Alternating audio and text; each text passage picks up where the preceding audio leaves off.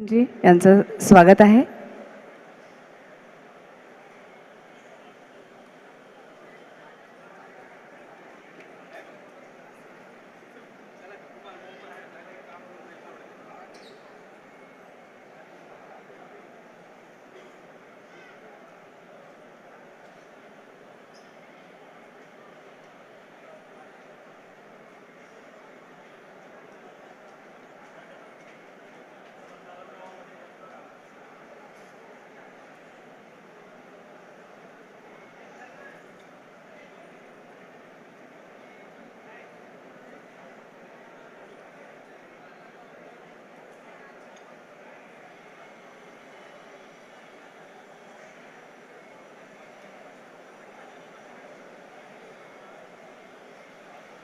रोबोटच्या स्टॉलला माननीय उपमुख्यमंत्री महोदय भेट देत आहेत.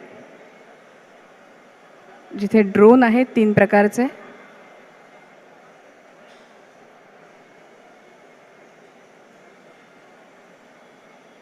IIT मुंबईचा स्टॉल आहे.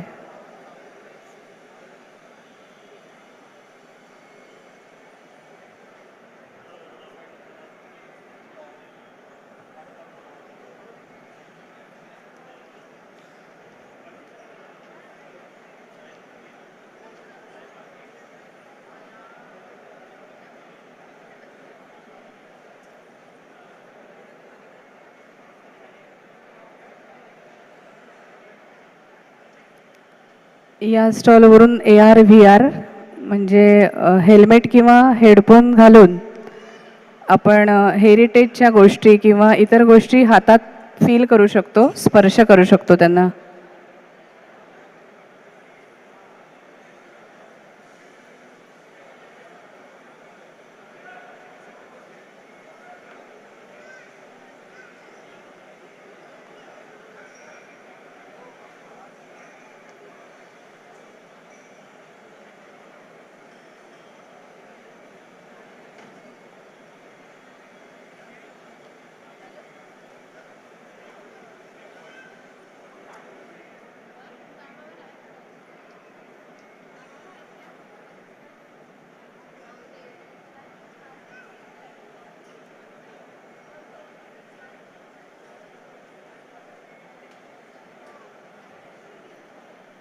स्टॉलवरच्या तांत्रिक गोष्टी जाणून घेत आहेत माननीय उपमुख्यमंत्री महोदय आणि मंत्री महोदय.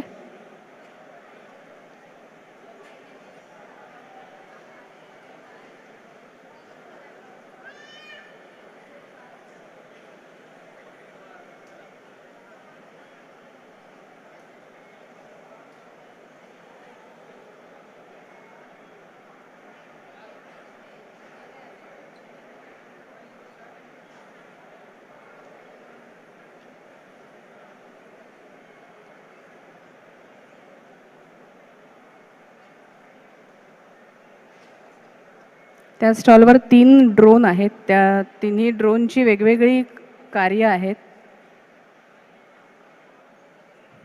त्याचा तपशील देत आहेत त्या स्टॉलवरची मंडळी.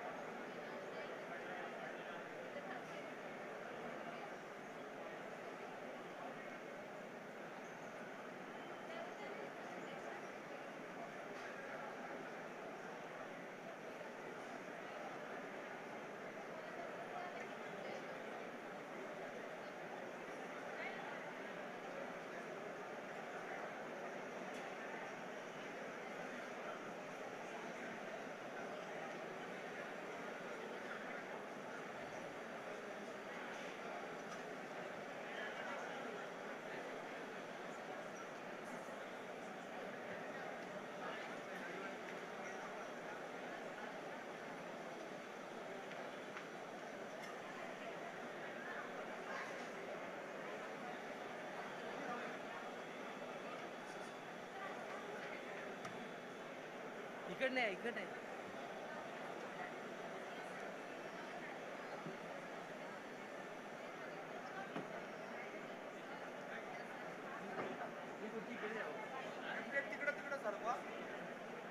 सरकवली ना.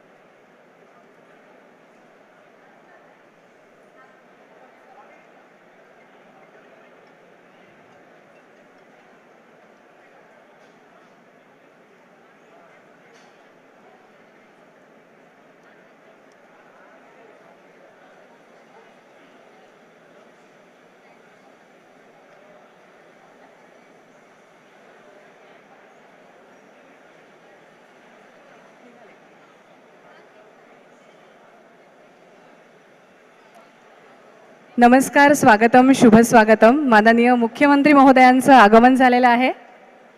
रोबोट त्यांचं स्वागत करतोय.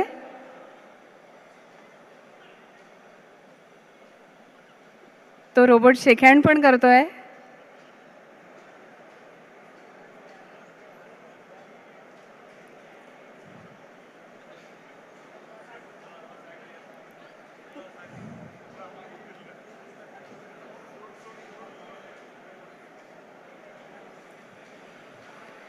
पुढच्या एका रोबोटला सीएम सर भेट देणार आहेत, जो स्कॅव्हेंजर कचरा गोळा करणारा रोबोट आहे. त्यानंतर एक ड्रोनला पण भेट देणार आहेत सीएम सर. टेकवारीच्या या आजच्या सत्रात फ्रंटियर तंत्रज्ञानाद्वारे प्रशासन नव्याने परिभाषित करणे या सत्रात उपस्थित असलेल्या सर्व मंत्री महोदयांचं, अपर मुख्य सचिव, प्रधान सचिव, सचिव महोदयांचं आणि उपस्थित असलेल्या सर्व अधिकारी कर्मचारी वर्गाचं हार्दिक हार्दिक स्वागत.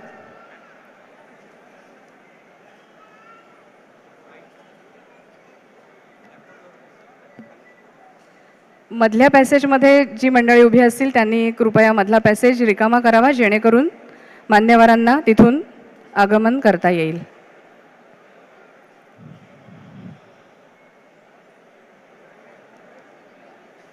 श्री एस.क भाप्रसे, सचिव, इलेक्ट्रॉनिक्स आणि माहिती तंत्रज्ञान मंत्रालय, भारत सरकार यांच्या मार्गदर्शनाचं सत्र आज आहे.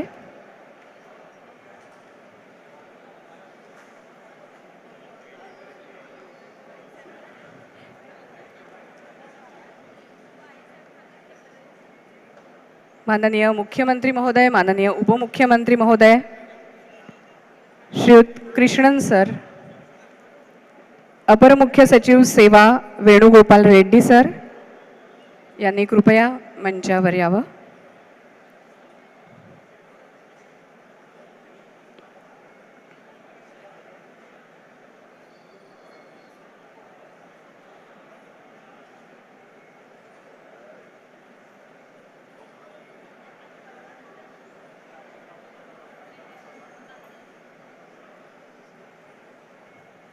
फ्रंटियर तंत्रज्ञानाद्वारे प्रशासन नव्याने परिभाषित करणे या विषयावर मार्गदर्शन आहे श्रीयुत एस.क भाप्रसे, सचिव यांचं.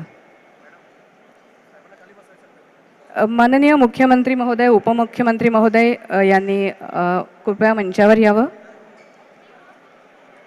श्रीयुत कृष्णन सर, अपर मुख्य सचिव सेवा वेणुगोपाल रेड्डी सर, कृपया मंचावर यावं.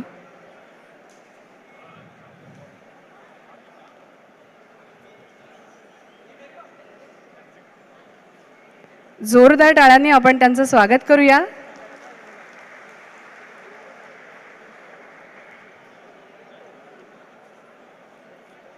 मान्यवरांचं स्वागत होईल. माननीय मुख्यमंत्री महोदय देवेंद्र फडणवीस सर यांचं स्वागत करण्याची विनंती मी अपर मुख्य सचिव सेवा वेणुगोपाल रेड्डी सरांना करते. माननीय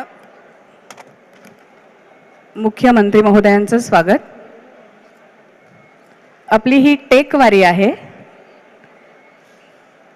माननीय मुख्यमंत्री महोदय, शाल, श्रीफळ आणि एक सुंदरसं तुळशीचं रोप.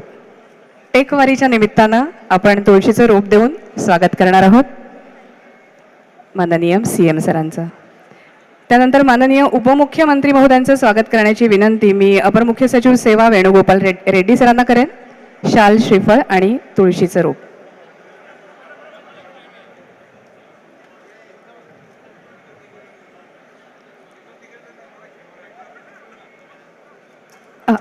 आजचे आपले प्रमुख पाहुणे आहेत कृष्णन सर, त्यांचं स्वागत करण्याची विनंती मी माननीय मुख्यमंत्री महोदयांना करेन. माननीय मुख्यमंत्री महोदयांनी स्वागत करावं कृष्णन सरांचं.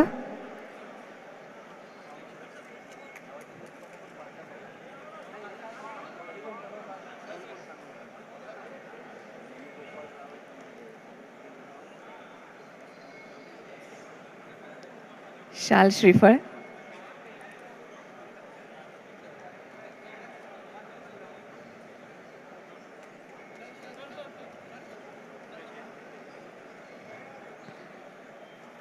अपर मुख्य सचिव सेवा यांचं स्वागत करायची विनंती मी आर विमला मॅडमना करते. अपर मुख्य सचिव सेवा यांचं स्वागत करण्याची विनंती मी आर विमला मॅडम निवासी आयुक्त दिल्ली यांना करते. आणि Alka Mittal madam member capacity building commission Delhi यांनी इथे येऊन सत्कार स्वीकारावा. अलका मित्तल. माननीय उपमुख्यमंत्री महोदय यांना मी विनंती करते की कृपया त्यांनी अलका मित्तल यांचा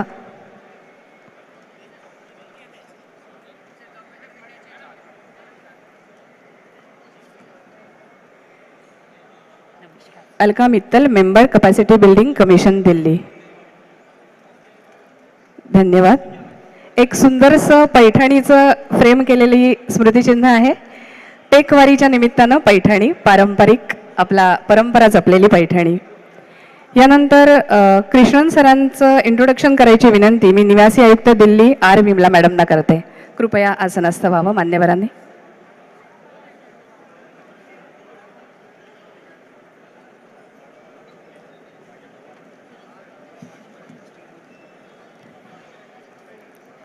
सर्वांना नमस्कार.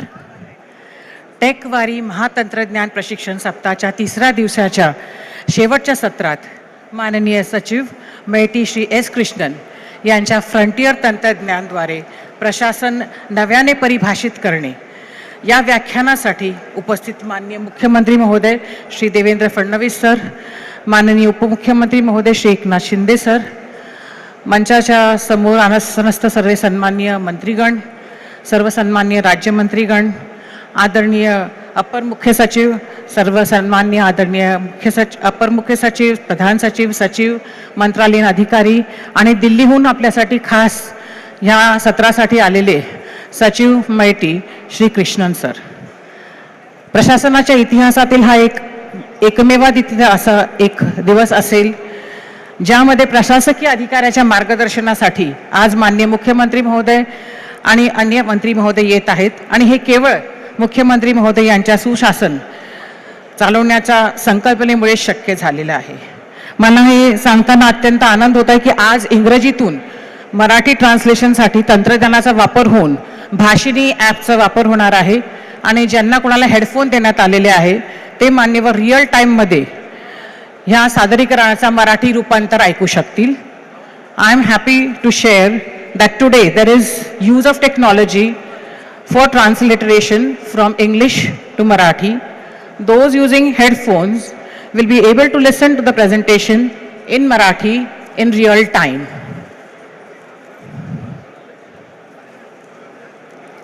Mr. S. Krishnan is an IAS officer of the 1989 batch, currently serves as Secretary, Ministry of Electronics and Information Technology, Government of India. With over 3 decades in the Indian administrative service, Mr. Krishnan brings a rare blend of visionary leadership, economic expertise, and hands-on governance. Before taking charge at MIT, he was Additional Chief Secretary of the Industries, Investment Promotion and Commerce Department, Government of Tamil Nadu, where he played a pivotal role in attaching investments and driving industrial growth during a globally challenging period. His illustrious career includes leadership positions across key departments such as finance, housing and urban development, planning and development, and special initiatives. Notably, he was a founding CEO of the Tamil Nadu Infrastructure Development Board and served as the chairman of the 5th Tamil Nadu State Finance Commission, helping the state to shape its fiscal roadmap. Internationally, Mr. Krishnan served as a senior advisor at the International Monetary Fund in Washington, D.C., representing India, Sri Lanka, Bangladesh, and Bhutan. During his tenure, he also participated in the G20 expert groups on international financial architecture and global financial safety nets. The learning session today for the Honorable Chief Minister, the Deputy Chief Minister, ministers and ministers of state, and all the bureaucrats here is more special because Krishnan sir has been Deputy Director at Labasna, the premier training academy for civil servants at the national level, and he will be training us all today. From grassroots governance to global financial diplomacy, Mr. Krishnan's journey is marked by integrity, intellect, and a deep commitment to public service. Let's put our hands together and welcome him for his session. Thank you.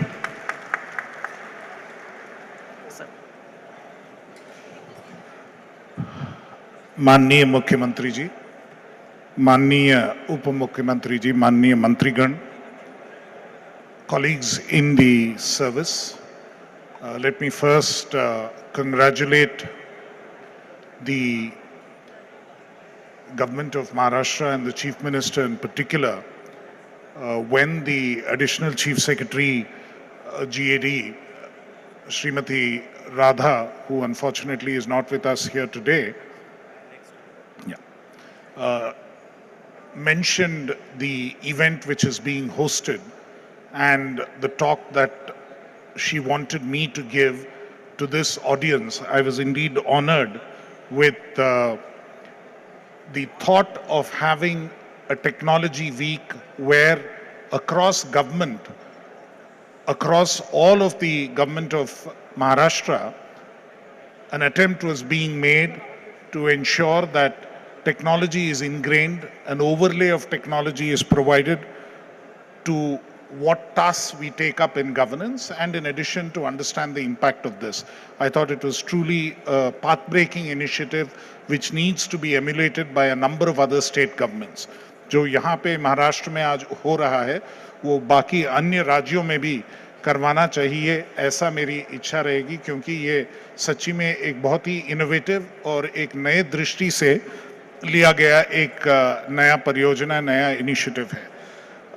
Without much ado, because we are running a little short of time, or I hope the Bhashini app is working, maybe I need to speak a little slower for it to pick up, because we have attempted it in the past.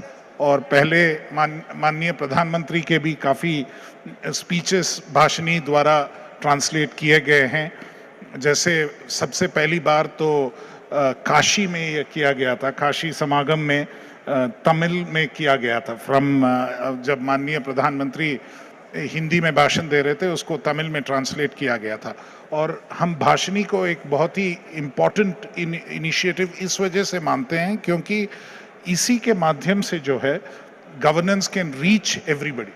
जो हम राजभाषा कहते हैं often हम जो राज करने वालों की भाषा की तरह मानते हैं, जैसे हमेशा राजभाषा जो है राज करने वालों की भाषा रही है, लेकिन सच्ची में राजभाषा जो है वो नागरिकों की भाषा होनी चाहिए. जिस भाषा में वो बोलते हैं उसमें हमें उन तक पहुंचना चाहिए. इस हिसाब से जो है ये भाषणी ऐप सच्ची में सभी भाषाओं में, भारत के 8 शेड्यूल में जो 22 भाषाएं हैं और उसके अलावा बाकी जो डायलेक्ट्स भी बोले जाते हैं उसमें इसकी आर्टिफिशियल इंटेलिजेंस के माध्यम से ये तैयार किया जा रहा है. और उसी हिसाब से ये भी देखें कि ये मेनली वर्बल इंटरैक्शन के लिए बनाया गया है, मतलब जिसमें बोला जाता है और बोलने का जो ट्रांसलेशन ऑटोमेटिकली होता है. भारत जैसे देश में जहाँ पे लिटरेसी अभी भी कम है और बहुत लोग कंप्यूटर माध्यम से या टाइपिंग के माध्यम से अपना इनपुट नहीं दे पाएंगे, सबसे उनका जो कन्वीनियंट मोड जो होगा, सबसे सुलभ मोड जो होगा वो बोलने से होता है. इस हिसाब से this particular app has been prepared so that people can actually use it as a vocal means to interact with technology. So that is one of the ways in which I would like to introduce today's talk, and I don't know if it is visible. It is visible here. Yes, please. That is the way that I would like to introduce today's talk in terms of what technology can achieve for governance and why it is important to reach out. First and foremost, I think what we need to realize is what is India's growth story and what is so important about technology in this entire growth story and how this has been growing. Now, if you look at our vision for 2047, विकसित भारत 2047 का जो हमारा vision है देश का, जो माननीय प्रधानमंत्री जी ने हम सबको दिया है, उस हिसाब से हमें देखें तो काफ़ी फ्रंट्स पे हमें जो है एक्शन लेना पड़ेगा और हमें आगे जाना पड़ेगा। इकोनॉमिक ट्रांसफॉर्मेशन थ्रू इन्वेस्टमेंट्स तो होना ही है। आज मैं बोल रहा हूँ महाराष्ट्र में, यहाँ मुंबई में, ये देश का सबसे लार्जेस्ट इकोनॉमी है, लार्जेस्ट स्टेट इकोनॉमी है by a large major, and it leads the country both in investments and in terms of economic growth. So the importance of economic growth cannot be overstressed. Likewise, social commitment for the poor. In the recent decade or so, the achievement in terms of bringing down multidimensional poverty in the country is something which has been widely recognized. अब single digits में आ गया है, last 20 years में काफ़ी हद तक कम होके, और ये जो है इंक्लूजन और पॉवर्टी कम होना इज अनदर इम्पॉर्टेंट एलिमेंट, और इसमें भी गवर्नेंस का बड़ा इंपॉर्टेंट रोल होता है। स्ट्रक्चरल एंड इंस्टीट्यूशनल रिफॉर्म्स, ताकि इकोनॉमी आके बढ़ सके, ईज ऑफ लिविंग बढ़ सके, वो भी एक इम्पॉर्टेंट एलिमेंट है। और उसमें भी आजकल डिजिटल गवर्नेंस और यूजिंग डिजिटल मींस अपने आप में एक इंस्टीट्यूशन बन गया है और उसकी भी महत्व रहती है। डिजिटल ट्रांसफॉर्मेशन, और इस पे आज का प्राइमरी फोकस रहेगा, इस विषय पे मैं और ज़्यादा बोलूँगा। इनोवेशन को जो बढ़ावा देना है, बिकॉज इनोवेशन जो है वही डिस्रप्टिव होता है। कोई नई चीज़ होनी है कोई इकोनॉमी में, वो इनोवेशन के माध्यम से होता है। इसी वजह से हमारे देश में स्टार्टअप्स को इतना इम्पोर्टेंस दिया जा रहा है और स्टार्टअप मिशन और स्टार्टअप इंडिया जैसे ऑब्जेक्टिव लिया गया है। और ये भारत जो है इंक्रीजिंगली एक in the global south in particular is seen as a विश्व बंधु, सब जो bridge between the developed countries, between the West and the rest of the world, both in terms of being a democracy and achieving remarkable results in terms of development and being in the path of a digital transformation. इसी वजह से भारत एक विश्व बंधु माना जाता है। Today, digital public infrastructure में everyone looks at India as a leader in the space of digital public infrastructure. This is again a very key element of what we are attempting to do, simply because across the world where it is private sector led technology, what happens is it is difficult to adapt it for public use, whereas जहाँ पे भारत जैसे देश में digital public infrastructure develop किया जाता है, जैसे आधार हो या यूपीआई हो, इस पे प्राइवेट सेक्टर और इनोवेटर्स काफ़ी नए इनोवेशंस बनाते हैं और इसके माध्यम से लोगों तक, जनता तक इसकी पूरी बेनिफिट को पहुंचाते हैं। तो उस हिसाब से इसका बड़ा बहुत ही महत्वपूर्ण रोल है। और अगर हम ये विकसित भारत का हम ग्रोथ स्टोरी देखें, कहाँ तक हम जाना चाहते हैं, आज के दिन में हम विश्व में 5th लार्जेस्ट इकोनॉमी हैं।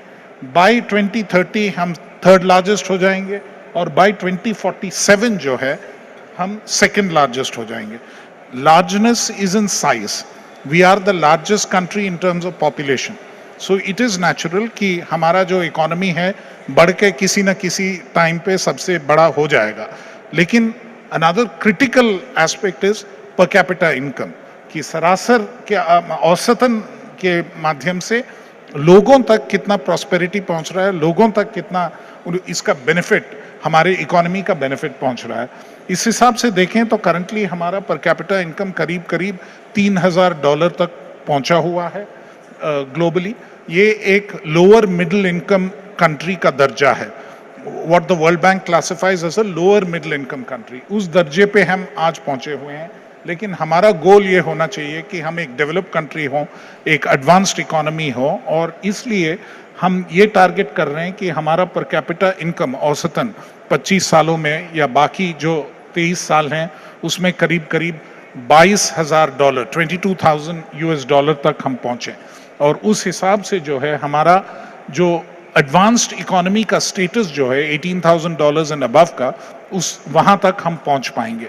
और इसमें ये भी हमें देखना है कि जैसे महाराष्ट्र जो है एडवांस्ड इकोनॉमी है, सबसे बड़ा जीडीपी महाराष्ट्र का है, पर कैपिटा इनकम भी महाराष्ट्र और ये वेस्टर्न और सदर्न स्टेट्स के पर कैपिटा इनकम्स काफ़ी ज़्यादा हैं रेस्ट ऑफ द कंट्री से।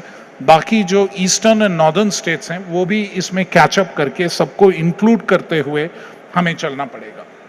और हमारा जो सबसे ज़्यादा अगर हम देखें कि हमारा सबसे बिगेस्ट एसेट जो है, I have been industry secretary and when I speak to a number of investors from across the globe, वो they are very rarely attracted by incentives. Incentives तो बहुत लोग देते हैं, बहुत देश देते हैं, वो सबसे ज़्यादा आजकल इन्वेस्टमेंट के लिए देखते हैं दो चीज़ें, एक क्वालिटी ऑफ ह्यूमन रिसोर्सेज, अच्छा ह्यूमन रिसोर्सेज हो, और दूसरा इन्वेस्टमेंट क्लाइमेट अच्छा हो, जहाँ पे कि लॉ एंड ऑर्डर का कोई प्रॉब्लम ना हो, और वो अगर इन्वेस्टमेंट करें तो रूल ऑफ लॉ बने रहें। ये दोनों सबसे बड़े इंपॉर्टेंट फैक्टर्स हैं।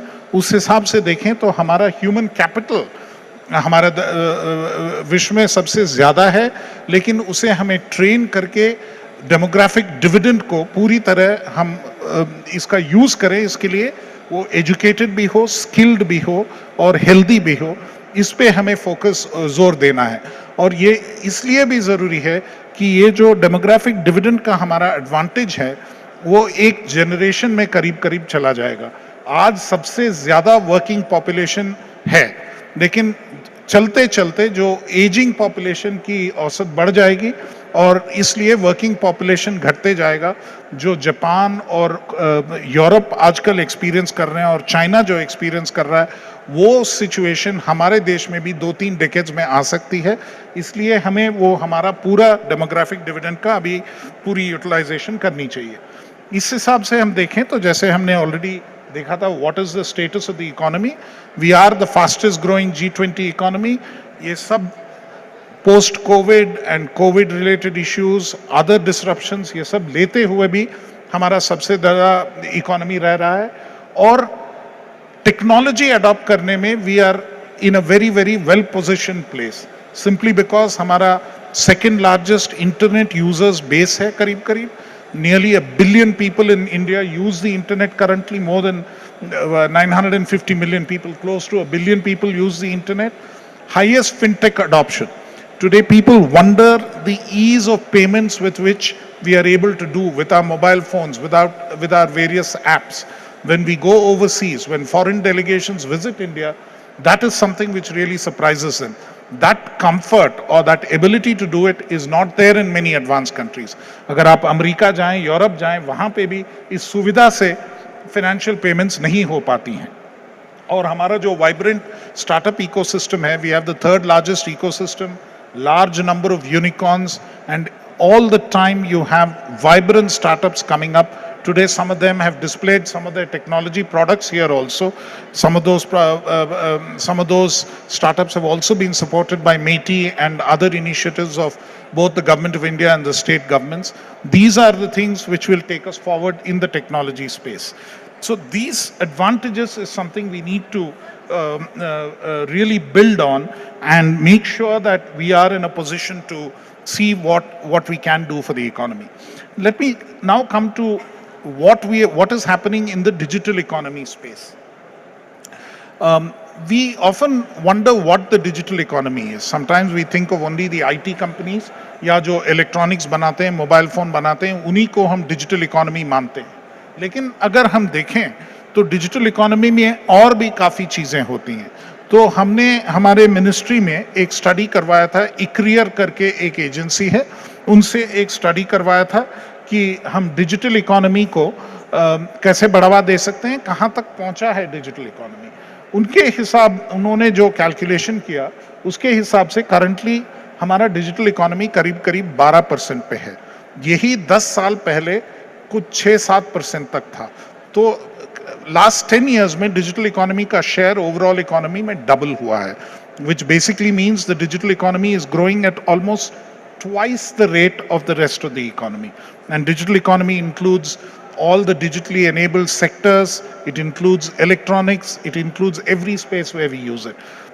Growing at twice the rate, by about 2030, it should be reaching almost 20% of the overall economy. Now that is the significance of what the digital economy can do, and in terms of what is happening in the digital economy space, I think the other important element that we have to realize is that digital overlay, digital technology overlay in other sectors also increases productivity, also increases efficiency and contributes. और वही चीज digital technology जो है governance के लिए भी कर सकता है. Governance can also go digital based on the digital technology, and we have to keep adapting. In the last 2 decades or so, many digital means have been adopted. A lot of work is going digital, but sometimes it doesn't come together as a whole. And there have been multiple generations that this has been going on through, and we have to sort of fully realize the benefits of this, both in terms of ease of living. All of us are citizens first before we are part of anything else. और इस हिसाब से हमें देखें तो हमको ये चाहिए होता है कि हमारी जो सर्विसेज हमें मिलते हैं, we should be able to reach those services with the greatest of ease. Ultimately, it is a democracy, it is a government meant for the people, it is a question of service delivery more effectively. So one-click access to all kinds of services is what every government, whether it is a state government or the government of India, we need to move towards. We have to think about the design of what we are doing to make sure that it is easy for people. The other element, of course, we are well aware of the JAM Trinity, Jandan, Aadhaar and Mobile. I'll come back to this. And what is the benefit that this layer of digital public infrastructure has caused? Equally, अगर आप देखें तो direct benefit transfer भी हुआ है. काफ़ी हद तक इसमें हमें जो वेस्टेज और लीकेजेस जो होते थे वो काफ़ी हद तक कम हो गए हैं. इसमें भी काफ़ी सेविंग मिला है. Land record digitisation, e courts, one ration card have all been significant achievements, and Maharashtra has also been a leader in many of these aspects, and they have contributed to what other states have learnt. Now, we need to equally apply this in the space of ease of doing business, simply because we have to continue to be very competitive. As a location, we have to continue to be competitive. We are going to be in situations where even with low protection, we have to compete against much more competitive jurisdictions. Therefore, how we are competitive becomes significant and important. Now, what has happened in the journey so far as digital governance and e-governance is concerned? First and foremost, many of us are aware in the 70s, 80s, and so on, there have been limited efforts at digitizing governance. As a young civil servant, being trained myself in the academy, we were all taught about the Lakhina experiment, which started in the Ahmednagar district collectorate here in Maharashtra. So that is the way in which process improvements were started, and that has been at the root of a lot of these e-governance and digital governance experiments which have been tried. Then it became something which was adopted at the state levels. Through the 90s, the NIC was established in the mid-80s. NIC for many years was the only e-governance entity anywhere in the country, national level, state level and district level. It continues to be an important contributor. That is the stage at which that was established. Many efforts, many district collectors, many officers at state levels, many ministers and others took specific efforts to try and see how to digitize various aspects of governance. In 2006, the National E-Governance Plan was formulated and many mission mode projects were implemented. Then subsequently, Digital India was introduced in 2015, which has proved to be completely transformative. Digital India has been what the digital public infrastructure has actually managed to do for the country. Important element of that was the Aadhaar interface, because a uniform identity across every citizen of the country is the foundation or the basis for ensuring that better quality of government services can be delivered. UPI has been the other important element. Already, as I said, fintech adoption in India has been one of the highest, and that's primarily possible because of UPI.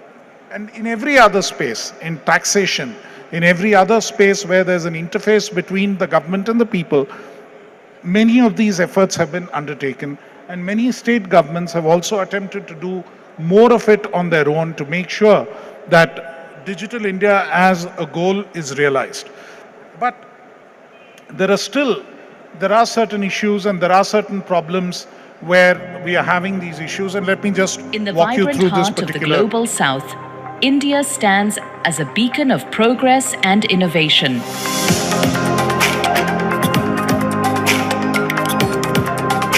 Under the visionary leadership of Honorable Prime Minister, India is driving an agenda of digital, financial, and social inclusion, empowering women and fostering leadership. India's digital initiatives are transforming the lives of millions of women, encompassing the whole of the life cycle approach: birth, vaccination, education, self-employment, financial independence, presenting some of these groundbreaking initiatives that are shaping the journey of a girl towards a prosperous future. Reproductive and Child Health Program. A healthy start in life is every child's right. The Reproductive and Child Health Program ensures better maternal and infant health through digital tracking, safe deliveries, and immunization services, benefiting over 260 million women and 230 million children. You win. Universal immunization. Building on the success of CoWIN, UWIN ensures universal immunization for children and pregnant women, safeguarding future generations. Diksha, digital infrastructure for knowledge sharing. Education is the key to empowerment. Diksha provides quality education through digital resources, ensuring learning opportunities for millions of girls with 180 million enrollments and over 140 million course completions. Poshan Tracker. Proper nutrition is essential for growth. The Poshan Tracker ensures real-time monitoring of pregnant women, lactating mothers, and young children, helping over 100 million people access timely nutrition services. Pradhan Mantri Jan Dhan Yojana. Financial independence begins with access. Pradhan Mantri Jan Dhan Yojana has enabled 310 million women to join the banking system, ensuring financial security and direct benefit transfers. UPI for Her. With UPI for Her, digital payments are driving financial inclusion, enabling women, entrepreneurs, and SHGs to thrive, powering over 17 billion transactions monthly. Aadhaar-enabled One Nation, One Ration Card. Food security should have no boundaries. One Nation, One Ration Card ensures nationwide ration portability for 800 million beneficiaries, supporting migrant women and families. Mission Shakti. Empowerment begins with safety. Mission Shakti strengthens institutional support for women through initiatives like one-stop centers, Women's Helpline, and Beti Bachao Beti Padhao. Lock OS, digital governance for women-led SHGs. India's women are not just participants, but leaders in its progress. Lock OS facilitates 9.4 million self-help groups, mobilizing over 100 million households, enabling women to take charge of governance and economic activities. From skilled labor to entrepreneurship, women are shaping India's workforce. Digital initiatives are opening doors to new opportunities, ensuring women contribute significantly to India's economic growth. India's journey towards digital and financial inclusion is a testament to the power of innovation and leadership. By empowering women at every stage of life, we are not just transforming lives, we are building a Viksit Bharat 2047. Because when women rise, the nation rises.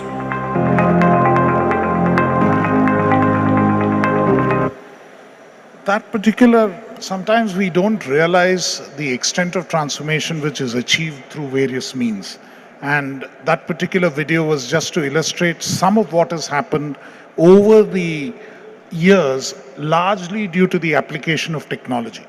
But having realized all the good things that have happened, it's also important sometimes to recognize what are the challenges which we are still left. First and foremost, I think I'm speaking amongst a group of people from the government. And it's important that we need to recognize that sometimes the back end is not as seamlessly automated, seamlessly computerized or digitalized as the front end. Very often हमारा जो emphasis रहता है वो citizen end में, जहाँ पे citizen का interface होता है उसमें हम कंप्यूटराइज कर देते हैं, लेकिन सरकार का जो बैक एंड का काम होता है that continues to be manual, तो उसमें डिले होती है. और not only is there a delay, दूसरा प्रॉब्लम ये होता है कि for many government servants, many government officers, दो बार काम करना पड़ता है. एक कंप्यूटर में भी काम करना पड़ेगा और एक मैनुअल भी काम करना पड़ेगा. So back-end seamless computerization is something which becomes very critical. Sometimes we look at it as expenditure on government itself, but that is something which at the back end, if we are able to seamlessly do it, it makes a significant difference. The second important issue is very often we find that our user interface, what is called UI UX, user interface and user experience, जो एक commercial app का जो होता है वो हमारे यहाँ नहीं मिलता है लोगों को. उनको लगता है कि it is clunky, you can't use it easily. बाकी ऐप्स जो हैं they are so much easier to use. ये भी एक इम्पॉर्टेंट एरिया जिसको हमें ज़रूर अटेंशन देना पड़ेगा, because people's expectations are such. They have to find ease of use. That is when the adoption is significantly greater, and therefore we have to ensure that our portals, our websites, our access points are enabled in such a way that this is done. The next, of course, is inclusivity and ease of access for Divyang. इसमें this is a critical element. Inclusion दो तरह से होता है. एक तरह से जो है जिनको टेक्नोलॉजी कम आती है, जो ज़्यादा बुजुर्ग हैं, दी एल्डरली, उनको कैसे वो एक्सेस कर सकते हैं, उनको ये टेक्नोलॉजी के साथ वो बढ़े नहीं हैं. ऑफन टाइम्स मैं जो पर्सनली जब देखता हूँ, मैं सबसे ज़्यादा जो ऐसा एक बनाते हैं, मैं पूछता हूँ उनसे, मेरी माँ की अभी उम्र 82 ईयर्स की है, मैं उनसे पूछता हूँ कि भाई मेरी माँ को ये समझ आएगी क्या? Will she be able to access this easily? That is a test we need to give. It's like Gandhi's talisman saying you have to think of the last person. You have to think of the person who will not know any of this, who might be phased by technology. The younger generation will easily adapt to it. How do you include the older people? How do you include the people who are less educated, who have not seen access to technology? इसमें काफ़ी सारे तरीके हैं. हम common service centres already बनाते हैं जहाँ पे लोग हेल्प करते हैं. We can make our apps and our portals much easier to use. And there are also guidelines for ensuring access to people with disabilities. जो people with disabilities कैसे इसको access करेंगे, किसी को दिखता नहीं है, किसी को सुनता नहीं है, कोई पढ़ नहीं सकता, वो कैसे access करेंगे, इसको भी सोचना चाहिए. Another very important element is हम बहुत ज़्यादा डेटा कलेक्ट करते हैं. सरकार के पास बहुत ज़्यादा डेटा है और आजकल डेटा प्रिवेसी और डेटा सिक्योरिटी का बहुत ही महत्व है. साइबर सिक्योरिटी जो आज के दिन में जो अभी भी जो घटनाएं हो रही हैं, इसमें सबसे ज़्यादा हम जो देख रहे हैं कि साइबर अटैक सबसे ज़्यादा हो रही हैं और इस पे हमें काफ़ी ध्यान देना पड़ता है. बहुतों का डेटा होता है, हेल्थ डेटा होता है, फाइनेंशियल डेटा होता है, इसको कैसे प्रोटेक्ट करें, ये बहुत ज़्यादा इम्पॉर्टेंट है.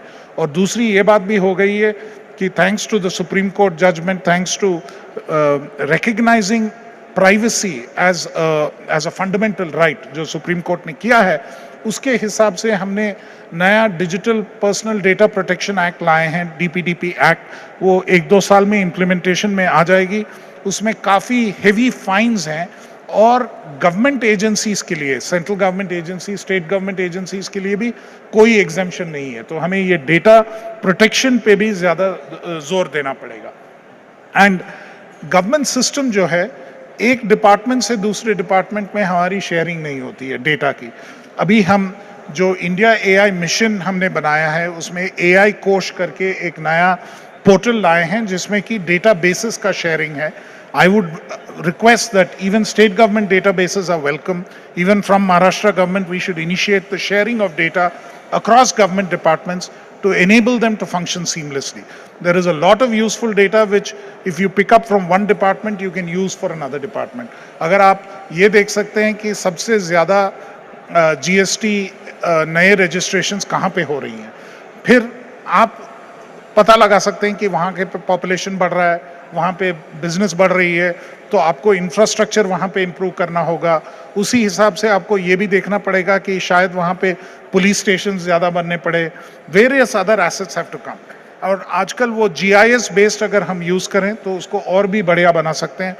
PM गतिशक्ति और गतिशक्ति के बारे में भी इस प्रेजेंटेशन में कुछ बातें हैं। और last point of course on inclusivity is the growing divide, और खासकर जब नए नए टेक्नोलॉजीज आ रहे हैं और जैसे आर्टिफिशियल इंटेलिजेंस आ रहा है, हमें ये भी ज़रूरी है कि हमारा जो ट्रेनिंग और स्किलिंग प्रोग्राम्स हैं सबको इसमें स्किल करें। जैसे हमारे मेटी से हमने एक रिक्वेस्ट किया है सभी AICT, UGC, higher education ministry को, and likewise we would like to request the government of Maharashtra also, कि अगर हम आर्टिफिशियल इंटेलिजेंस जो पढ़ाते हैं, it shouldn't be taught only to people who are either on the science side or reading computer science या technology courses में हो या computer science वाले course में हो, सारे disciplines में उसको पढ़ाना चाहिए। Everyone needs to know how it will impact their particular discipline. For instance, even in the space of say something like art history, what is the impact that artificial intelligence can have is relevant and important.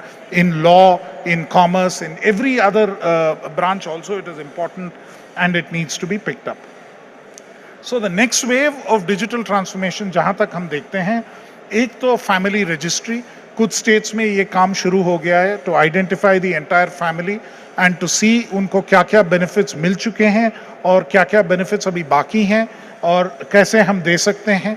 That is an important element.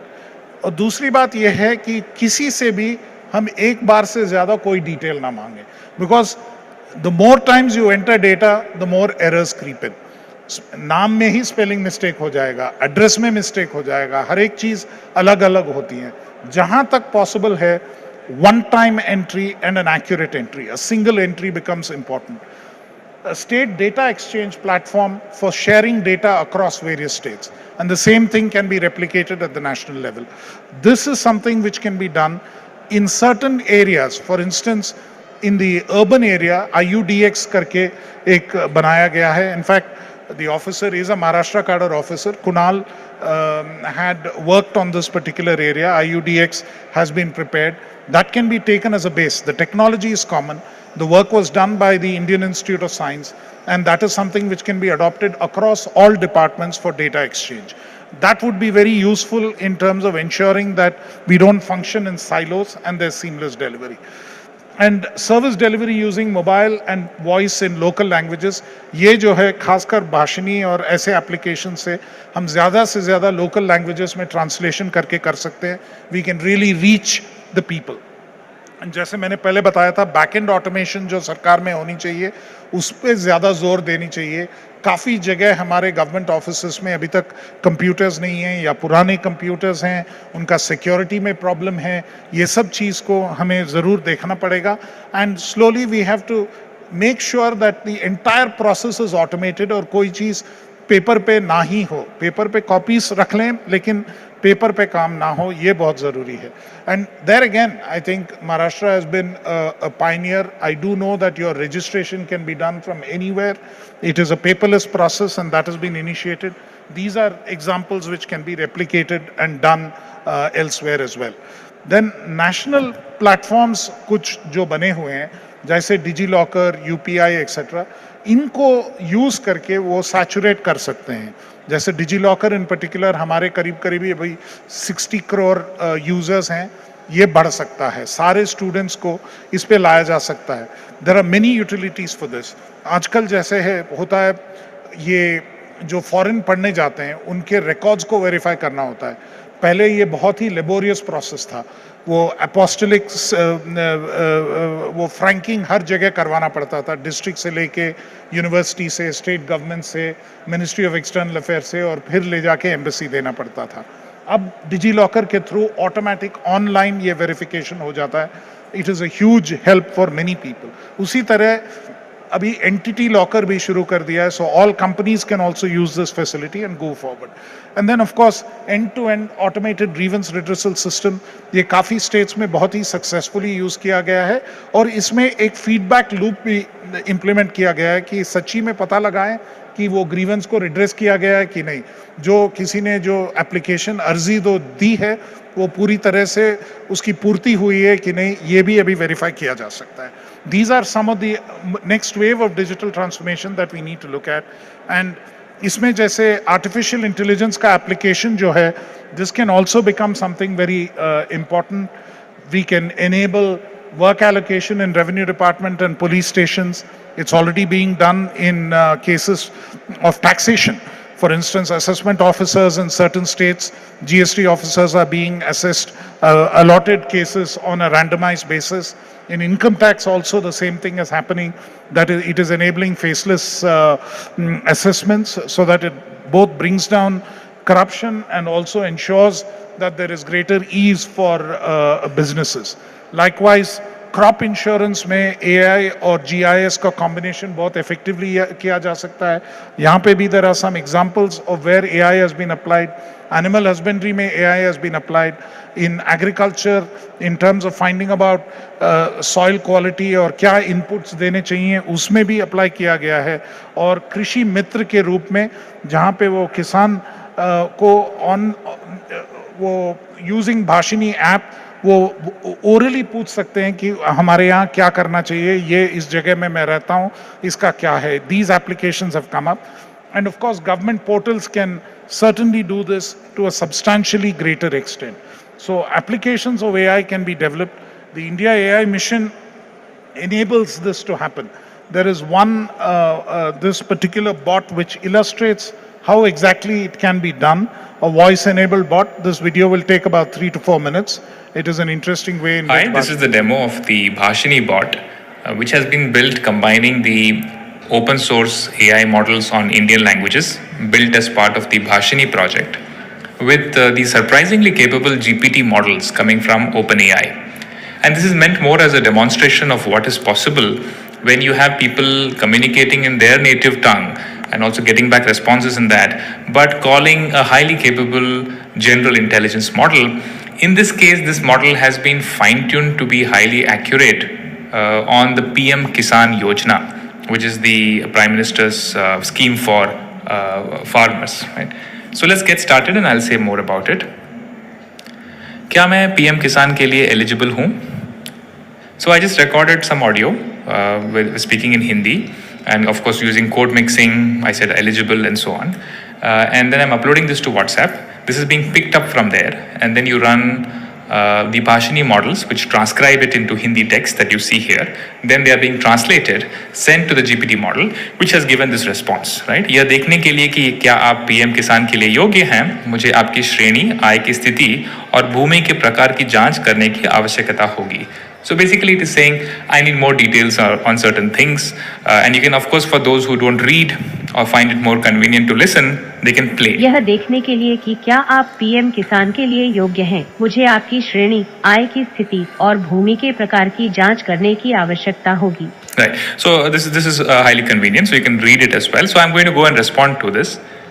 मैं एक 2 एकड़ की जमीन पे खेती करता हूँ और लगभग 10,000 रुपये महीने का बनाता हूँ. So as part of the persona, I say that I'm a farmer who farms in a 2-acre field and make about 10,000 rupees per month. Now the GPT model in this case has been specialized to factually answer questions on eligibility based on the actual eligibility that the government has laid out. Right? So it says आपने जो जानकारी दी है उसके आधार पर आप PM किसान के लिए योग्य प्रतीत होते हैं. You appear to be eligible based on the details you have said.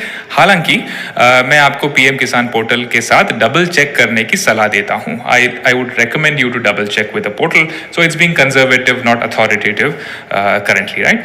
And so that's good. So it seems like I'm eligible. I can say मुझे कितना पैसा मिलेगा? How much money would I get as part of the scheme? Right?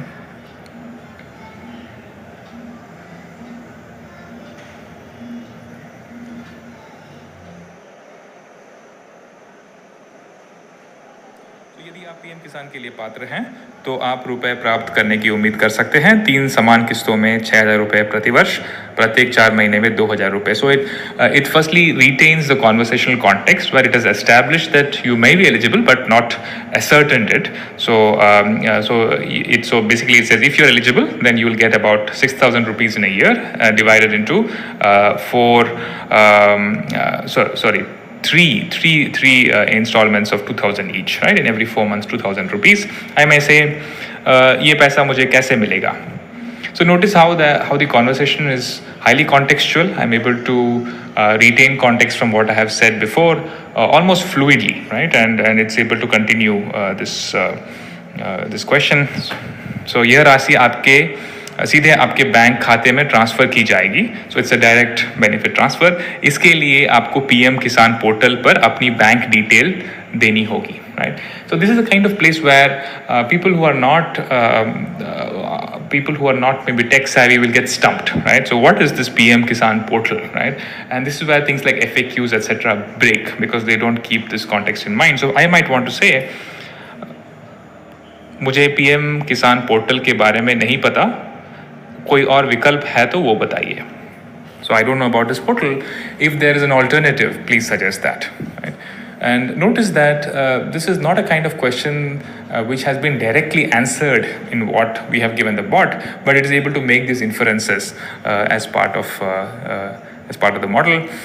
PM किसान के लिए निम्नलिखित तरीकों से आवेदन कर सकते हैं. राजस्व अधिकारियों, ग्राम पटवारियों या अन्य नामित अधिकारियों या एजेंसियों के साथ निकटतम साझा सेवा केंद्रों पर या किसान कार्नर के माध्यम से पीएम किसान पोर्टल पर. So basically there are some assisted services. I think the most important one seems to be this साझा सेवा केंद्र और CSC, which are available across rural India, and you could go there and you get this service to access it. That seems reasonable. So I can say, ठीक है, मैं सेवा केंद्र जाऊंगा. और कुछ ध्यान रखना है क्या जाने के पहले? So I'll go there, but is there something else to keep in mind before I go there? Right? Again, look at how open-ended this question is. I'm just asking, is there something to be aware of before I go, without any specific objective in mind, right? And it says, PM किसान के लिए आवेदन करते समय आपको निम्नलिखित दस्तावेज प्रस्तुत करने की आवश्यकता होगी. You need to present the following documents when you go there: Aadhaar card, नागरिकता प्रमाण, भूमि दस्तावेज. So it says there's a list of things that you need to keep in mind, right? A very good answer to the question of what should I keep in mind when I go to the Seva Kendra. But here this particular word नागरिकता प्रमाण, which is citizenship proof, might be surprising. So I might say, ये नागरिकता प्रमाण कैसे दिखाऊं? And how do I establish this citizenship proof?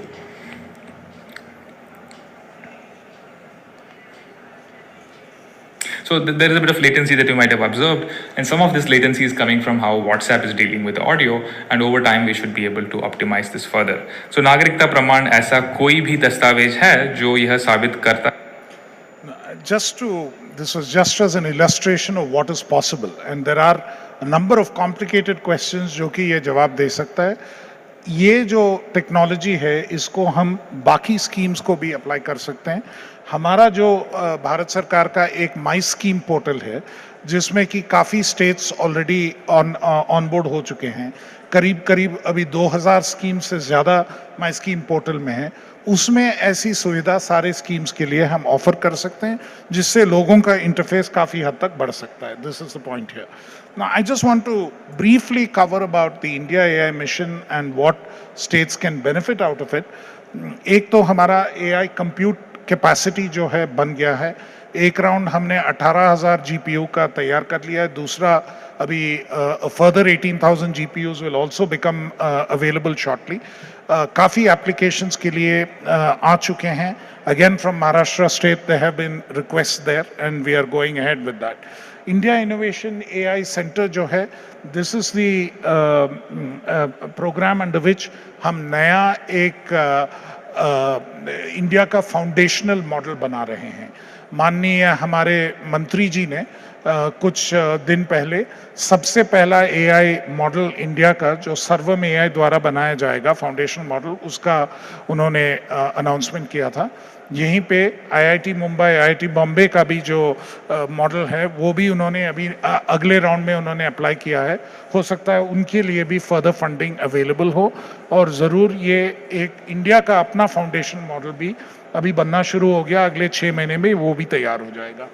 India data sets platform यही AI कोश platform है जिसकी हमने पहले बात की थी। ये सर्विस जो है स्टेट्स काफ़ी हद तक यूज़ कर सकते हैं इसमें अगर ज्वाइन कर लें तो। India AI applications development initiative, इसमें भी काफ़ी स्टेट्स का बेनिफिट हो सकता है। कोई भी एरिया में अगर आपको नया एप्लीकेशन डेवलप करना हो, उसके लिए असिस्टेंस चाहिए, टेक्नोलॉजी चाहिए, उसकी सपोर्ट भी हमारी ओर से, मेटी की ओर से मिल सकती है। India AI Future Skills Program is largely about training in AI space. हमारे मेटी इंस्टीट्यूशन से भी कर रहे हैं, जैसे औरंगाबाद में हमारा नाइलिट इंस्टीट्यूशन चलता है, बाकी जगह भी चलते हैं। उसमें हम नाउ छत्रपति संभाजी नगर, और वहाँ पे भी हम चला रहे हैं, और बाकी जगह पे भी हम ये with in association with state government काफ़ी और जगह पे हम ये फ्यूचर स्किल्स प्रोग्राम चलाकर यूथ को, स्टूडेंट्स को एआई के बारे में काफ़ी ज़्यादा सिखा सकते हैं। एआई स्टार्टअप फाइनेंसिंग भी काफ़ी हद तक हो रहा है, इसमें भी हमने शुरू कर लिया है, और कुछ महाराष्ट्र से भी एप्लीकेशंस आ रहे हैं और ज़्यादा आने की भी हमें उम्मीद है। और लास्ट एंड मोस्ट इम्पॉर्टेंट हमारा सेफ एंड ट्रस्टेड एआई है, जिसमें कि मेनी पीपल हैव फियर्स कि एआई का यूज़ करने में क्या प्रॉब्लम्स हो सकती हैं, क्या हार्म आ सकती है, किसको क्या आपत्ति हो सकती है, डीप फेक्स कैसे तैयार किए जा सकते हैं, इन सब को कैसे रोकें। इसके लिए एक अलग एक्सरसाइज हमारी जारी है, उसमें भी काफ़ी रिसर्च अभी चल रहा है। This is one more quickly about the India AI mission. To explore and to map the uncharted territories. In this constant journey of innovation, India is solidifying its position at the forefront of AI landscape, promising a future where technology drives growth, efficiency and innovation. Notably, India leads in AI skill penetration and ranks 10th in investments in AI startups according to the Stanford AI Index 2024, underscoring both progress and areas for further development in its AI landscape. AI हमारे नए भविष्य को गढ़ने का सबसे बड़ा आधार बन रही है। With a vision of making AI in India and making AI work for India, the Ministry of Electronics and IT envisioned the India AI mission to catalyze technological advancements and large-scale socio-economic transformation in the country.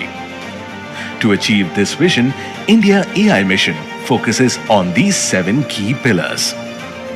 India AI compute capacity for highly scalable AI compute infrastructure built through public-private partnership. India AI Innovation Centers for development of indigenous foundation models. India AI Datasets platform for streamlined access to quality datasets. India AI application development for the development of impactful and population-scale AI applications. India AI Future Skills for setting up data and AI labs to promote AI courses in India and encourage upskilling and AI learning. India AI Startup Financing for funding and supporting deep tech AI startups across the startup lifecycle. Safe and trusted AI that ensures responsible AI development. These efforts will drive transformative changes across sectors like healthcare, agriculture, education, governance and fraud detection, transportation and road safety. Together, let's harness the power of AI to drive innovation, inclusion and impactful growth for a Viksit Bharat.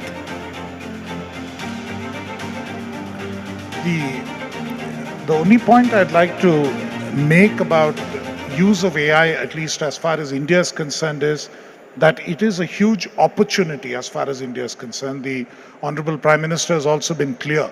The rest of the world, especially the Western world, believes that it could do more harm.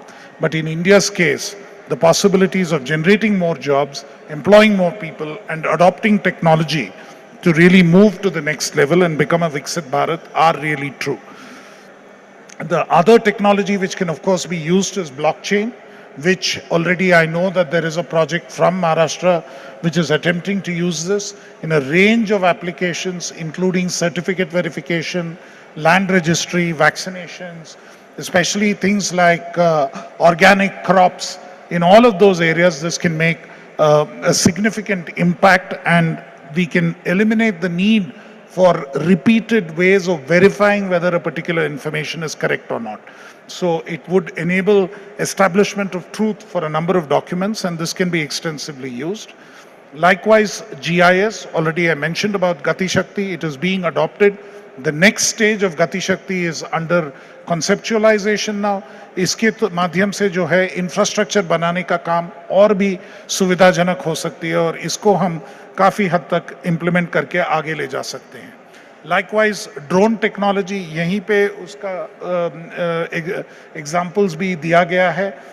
Agriculture में इसका utilisation होता है, policing में utilisation होता है, इसका utilisation disaster management में भी हो सकता है, और खासकर in every area this is something which can be used in a significantly greater extent. और इसके द्वारा this is an opportunity again for employment, both in terms of drone pilots, in terms of other applications where this can be significantly applied, and this needs to be developed as well through a joint approach between the state and central governments. Now, what can we do further, and how can we sort of take this to the next level? I think it's important that in the government of Maharashtra, we would really urge that both a family registry and a state data exchange is established. A consolidation of the portals can be done. Departmental GPR-enabled AI and frontier technology action plan can be prepared for each of the departments as to how they can go forward. And frontier technology adoption is something that on which different departments can be rated, so that we can see how there is a healthy competition to see that it gets adopted on a wider scale. Where we can support, both technical and advisory support is possible, both for family registry and portal consolidation. This is something that we can help you with immediately in the next stage. In AI adoption, similarly, we are very willing to support. Already there was a request for an AI Center for Excellence. There is a plan to support AI Centers of Excellence in various states, and we would be very happy to examine what Maharashtra's proposal is and support it. Adopt Bhashini on a much wider scale, so that in the local language, in Marathi, more services can be delivered across. And of course, adopt blockchain also, and various other technologies. And from the Ministry of Electronics and Information Technology, we stand ready to support the state government. We have conceptualized a program now called Digital Bharat, in order to ensure that, after Digital India was launched, state-specific support was not provided beyond that period. So now we are trying to cover those gaps, and we will come up with a program which will enable various states to ensure that technology is adopted in a more seamless manner, and all the gaps, the back-end gaps which we talked about, are filled, and that is something we will support in the days to come. Thank you very much for the opportunity, and thank you very much for the patient listening.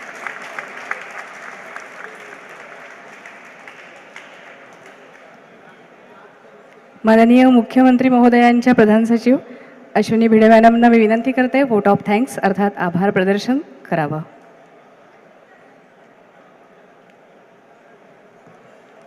नमस्कार.